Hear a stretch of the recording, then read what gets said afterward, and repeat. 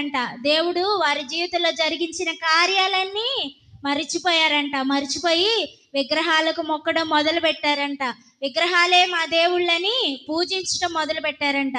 తద్వారా హోషేయ ప్రవక్త చాలా దుఃఖానికి లోనై వారందరికీ ఏమని తెలియపరుస్తున్నాడంటే, యాకోబు గారిని ఒక ఉదాహరణగా తీసుకొని తెలియపరుస్తున్నాడు. మీ పితరుడైన యాకోబు గారు ఈ రీతిగా పోరాడాడు, తన యవ్వన జీవితంలో దేవుని దగ్గర పోరాడాడు. మీరు ఎందుకని దేవుణ్ణి నమ్మలేకపోతున్నారు? మీరు కలిగి ఉన్న దేవుడిని మీరు ఎందుకని నమ్మట్లేదని చెప్పి చాలా దుఃఖంతో ఆ యొక్క ప్రజల నిమిత్తము హోషేయ గారు యాకోబు గారి సాదృశ్యంగా వారితో తెలియపరుస్తున్నాడు. మీరందరూ ఎందుకని దేవునికి వ్యతిరేకంగా జీవిస్తున్నారు? దేవుని మార్గంలో ఎందుకని మీరు నడవట్లేదు?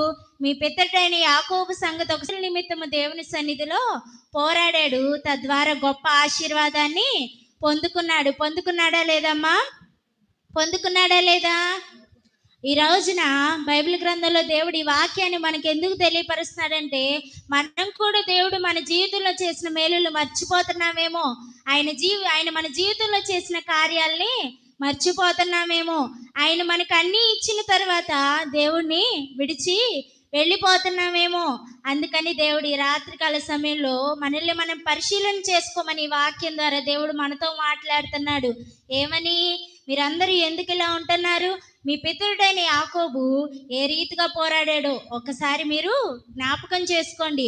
తను కలిగి ఉన్న బలహీనతలన్నీ దేవుని దగ్గర ఒప్పుకున్నాడు, తద్వారా గొప్ప ఆశీర్వాదాన్ని పొందుకున్నాడు. కన్నీటితో పోరాడాడు. ఏం చేశాడు? కన్నీటితో పోరాడాడు. తను బాల్యం నుంచే, చిన్న బిడ్డగా ఉన్నప్పటి నుంచే పోరాటం నేర్చుకున్నాడు. దేంతో? చాలా పట్టుదలతో పోరాడాడంట. ప్రార్థన అనే ఆయుధాన్ని పట్టుకొని పట్టుదలతో పోరాడాడు.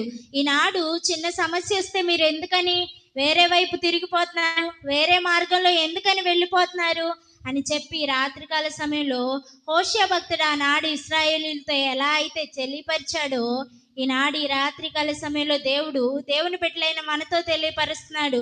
మీ అందరూ దేవుని కార్యాలను చూసినంత కాలము దేవుని యందు విశ్వాసం కలిగి ఉన్నారు కదా, ఇప్పుడు ఎందుకని దేవుని యందు విశ్వాసాన్ని విడిచిపెట్టారు?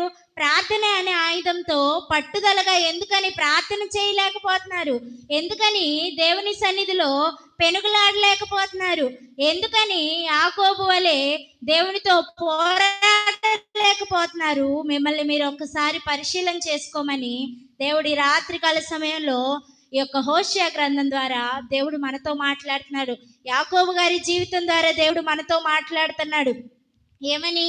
యాకోబు గారు తన యొక్క ప్రార్థన అనే ఆయుధంతో పట్టుదలతో పోరాడిన విధానంలో గొప్ప ఆశీర్వాదాన్ని ఆయన పొందుకున్నాడా లేదమ్మా? గొప్ప ఆశీర్వాదాన్ని పొందుకున్నాడు. మనం ఒక పాటను చూస్తాం. ఏమని? యాకోబు మోసగాడై తండ్రి ఇంటిని విడచెను, యాకోబు ఇశ్రాయేలై తండ్రి ఇంటిని చేరెను. చాలు. ఏమని తెలియపరిచాడు? యాకోబు మోసగాడై తండ్రి ఇంటిని విడిచాడంట. యాకోబు మోసగాడిగా తండ్రి ఇంటిని విడిచొచ్చి ఏం చేశాడు? తన యొక్క మోసాన్ని బట్టి దేవుని దగ్గర ఏం చేశాడు? పశ్చాత్తాపడ్డాడు. దేవుని దగ్గర పోరాడాడు. దేవుని దగ్గర తన బలహీనతలన్నీ ఒప్పుకొని గొప్ప ఆశీర్వాదాన్ని పొందుకొని ఏమయ్యాడంట? ఇశ్రాయేలుగా తన తండ్రి ఇంటికి చేరాడంట. ఇశ్రాయేలుగా దేవుని యొద్ద నుండి ఆశీర్వాదాన్ని పొందుకున్నాడా లేదమ్మా?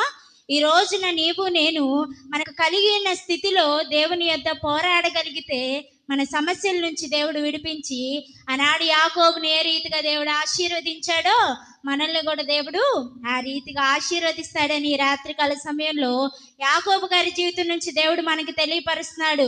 ఇశ్రాయేలుగా దేవుడు ఆయన్ని ఆశీర్వదించాడు. అలాగే ఎస్తేరు గారి జీవితాన్ని కూడా మనం చూసినట్లయితే ప్రార్థన అనే ఆయుధంతో ఏక మనస్సు కలిగి పట్టుదలతో ప్రార్థన చేసింది, తన జాతిని అంతటిని రక్షించుకుంది. దేవునికి స్తోత్రం. హల్లెలూయా. ఈ రోజున తను కలిగి ఉన్న జీవితాన్ని బట్టి, తను కలిగి ఉన్న యవ్వన బలాన్ని బట్టి ఎస్తేరు గారు యాకోబు గారు ఏ రీతిగా అయితే ప్రార్థన చేశారో, ఈరోజు దేవుడు ఇచ్చిన శక్తిని బట్టి మనం కూడా అలానే ప్రార్థించగలిగితే దేవుడు మన జీవితంలో కూడా కార్యాన్ని చేస్తాడా లేదమ్మా? మీరందరూ నమ్ముతున్నారా చేస్తాడని? నమ్మితే దేవునికి స్తోత్రం.